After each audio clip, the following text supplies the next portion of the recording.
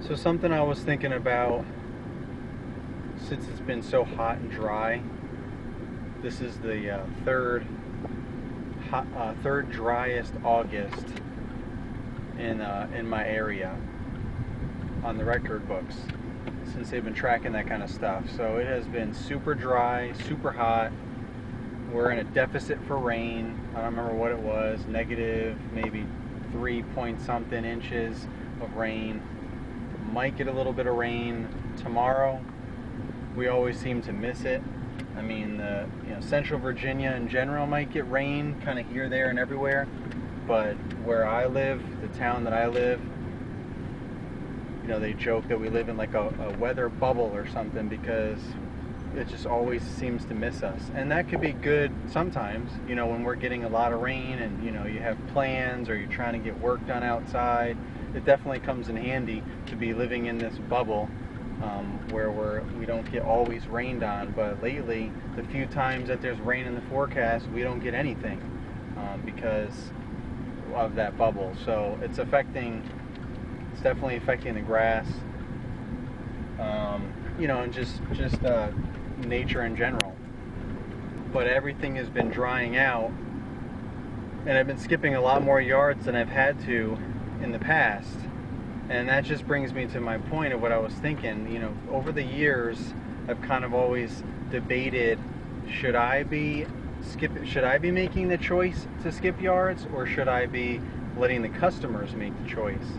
And it's empowering to let them make the choice, but at the same time, I feel like if we're proactive, or if I'm proactive and I make the choice for them, and just tell them, look, your grass is really dry, it's not worth me going out there and cutting, there's only a little bit of weeds here and there, or nothing at all, so what's the sense of lowering the height of cut just to show that you've cut something? You're actually going to do more damage than good in a lot of cases. If the grass has gone dormant and it's all completely brown and you step on it and your footprint stays there, and even worse, if it sounds like you're stepping on a bag of potato chips and it's all crunchy, then what you're going to end up doing with the mower, any kind of mower, whether you have a walk behind or a zero turn or even a push mower in some cases, you're just going to end up breaking the grass blades, and you're just going to do more damage than good. And breaking the grass is even worse than mowing with dull blades and ripping the grass, because breaking the grass, you're just kind of cracking it and breaking it, and the blades are still half attached and they're just all over the place, and that's worse than just ripping the grass off. So I just kind of explain that to them sometimes. Sometimes I don't even go into all that detail. It's not even necessary. I just tell them, your yard is really dry. I'm just going to skip it this week and hope that we get some rain, and it'll bounce back a little bit next week. We'll see how it goes. It'll just do more damage than good, if I try and mow it and so on. And everyone's actually, the point really is that when I do that, my clients are super excited. Like they're really happy that I made that decision and that I didn't just go ahead and mow dirt just to, send them a bill. And I think that builds character, and it also creates more integrity for you and your business with your clients. And that's going to go a long way over time. They're going to be more willing to purchase more services from you. If you increase your prices for one reason or another, they might be more apt to just trust your judgment and understand why you're doing it, as long as you explain to them and so on. And I just think that goes a long way, as well as them wanting to refer you. And maybe that's partly one of the reasons why I get so much word of mouth. Aside from in addition to the quality of my service that I provide, they also like me and they trust me, and they appreciate everything that I do for them, whether it's little extra details that I do real quick that's not worth charging them for, as well as just being honest with them and telling them, look, your yard doesn't need to be cut, let me just go ahead and skip it.